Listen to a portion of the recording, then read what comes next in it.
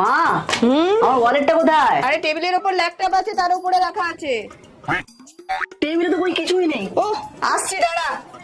এই তো এখানেই রাখা আছে, এই দেখ এখানে আছে, চোখে দেখেও না একদম।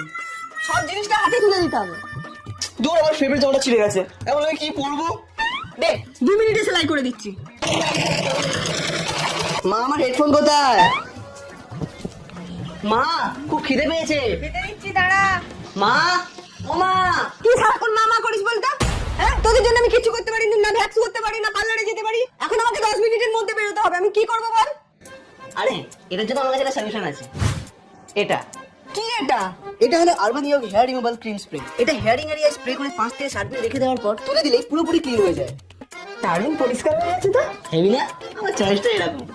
বলছি মা, আমার ফোনের চার্জারটা কোথায়? কি করে?